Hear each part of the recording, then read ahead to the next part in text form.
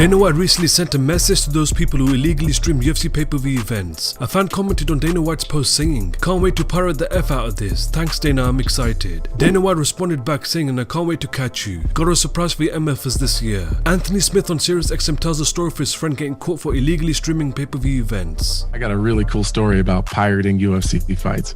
I wasn't in the UFC yet, so I would have been, you know what? I wasn't even old enough to drink in a bar yet, but I had a friend and he owned a bar called the Brown Bottle in Union, Nebraska. Union, Nebraska has 350 people in it, maybe.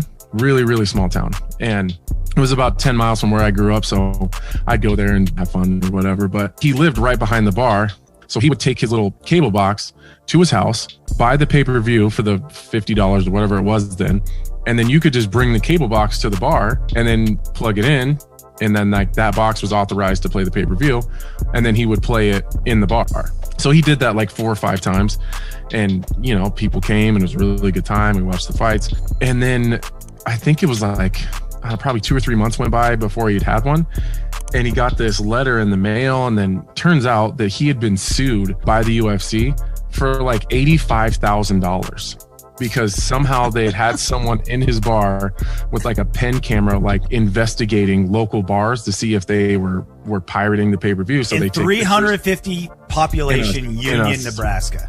In a 350 people population town in Union, Nebraska, the UFC caught him pirating pay-per-views. So I seen all the comments and I seen all the people on there saying, "Ain't no way you're gonna catch me, blah, blah, blah, blah, blah." Like if Dana's out there chopping the heads off of bars that are in towns of 350 people, if he puts his mind to something, I don't doubt that he's gonna have figured out. So what happened to your buddy? Did he pay that much, settle out? He ended up having to pay like 10 grand for the 3 or 4 pay-per-views that he pirated. That's crazy. And he didn't even like pirate it. He didn't even like illegally stream it. He just wasn't authorized to play it in like an establishment. Like he just bought it at his house. So he actually did buy it. He just bought it as like a normal residential house and not a business. A 3-round heavyweight bout between Andrei Arlovski versus Tom Aspinall has been targeted for UFC Caught on February 20th. Andrei Arlovski is coming off a unanimous decision win over Tanner Boser, and Tom Aspinall is coming off a TKO win over Alan Baudot. Mike Perry has now become a father. He posted this on his Twitter saying, "Thank you so much to all the ladies who helped out Holt's Children's Hospital in Miami. The boy gave us a scare when he came out and didn't want to take his first breath, but thank God for our son."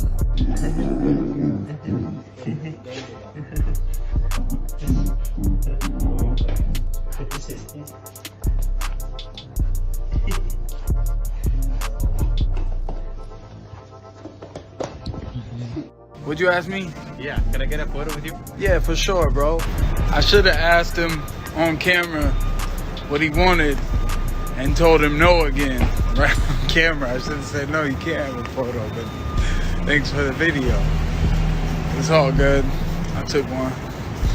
And anyways, I opened the video story so that I could say I'm mad that Miami got rid of the scooters again because I can't walk. I wanted to ride a scooter to the store and I can't find any anywhere, so they got rid of them again. Ask me, Mike Perry, the man right here.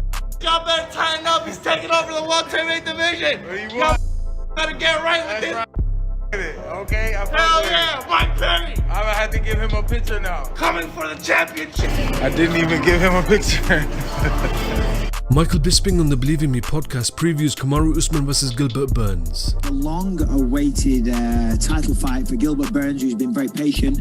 Remember, he beat Damian Maia. He was supposed to fight Tyron Woodley, then he fought Tyron Woodley, and he made very short work of Tyron. Well, it went to a decision, but he dominated the fight. No disrespect to Tyron, but he's finally got that title fight with Gilbert Burns. I believe it's in March. Harrington, can you give us a bit more info? This just broke as we were recording the show. Yeah, well, listen, Gilbert Burns, good luck, my friend. That's a huge fight. Kamaru Usman versus Gilbert Burns. Let's just talk about that really quick and we'll move on. I mean, if it goes to the floor, Gilbert has a massive advantage.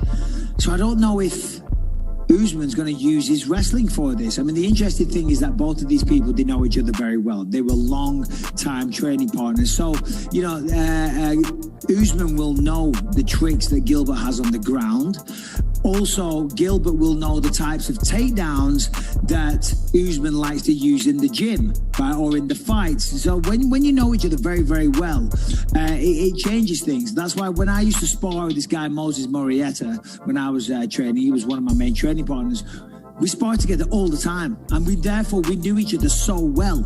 You know what I mean? So we almost knew what was going to happen. So that's an interesting dynamic between those two. Tremendous fight. I won't make a prediction this early, but yeah, well done to Gilbert Burns for getting that, and shout out Kamaru Usman as well. I asked somebody very close to them too, and he shall remain nameless out of just keeping guy code, so to speak. But I said, somebody in the training room on a daily basis, I said, who wins that fight?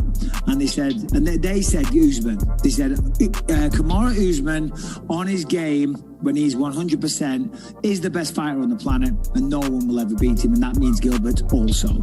But you know, that was just one person's opinion. I don't know if they had a reason to be biased, but they had extreme knowledge of both people. They were part of the team, and they asked me not to say. So I said, of course, I've got to respect that, so I won't say anything. But still, great fight. Can't wait for that one. Congrats to both guys. What do you want? Harry, listen, we have spent a lot of time invested, waiting for you to shake. Oh, now your backup's here. Back off, the pair of you. That was the smartest response I got from a friend when I explained why I clean out my IG. Like, whoa, emotional intelligence. But being serious, it's just Instagram. It's just for me now. I feel like I've clocked Instagram. I'm just gonna use it to make money. It's nothing personal. We're still friends, okay? I still like you, but this is just for money now, so. In the fight world, the fighter that talks the most amount of trash and sledges his opponent is generally the fighter that gets the title fights and they get the money fights. But that's just not me. That's not how I conduct myself. That's not what I do.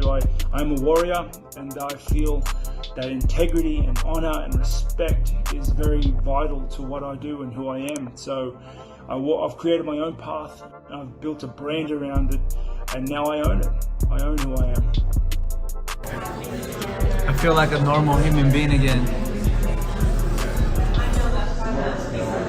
Sitting down in a restaurant eating. This is a very strange time. The f has the world come to? It's about to go down. Foreign day, set for test gold. We're going to do this fine. Isso vai pegar.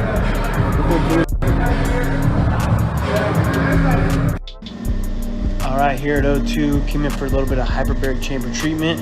Just got done with training. Best way to recover. Check out this machine. About to go on for a dive. Got hooked on this show called Vikings, so I'm trying to watch a little Vikings here. Maybe take a nap. Thank you for putting me in. Of course. If you guys don't know what a hyperbaric treatment does for you, I'll post a little thing right now for you. Always a great way to finish off the night. Coach Felipe, thank you for practice. Boom, we out.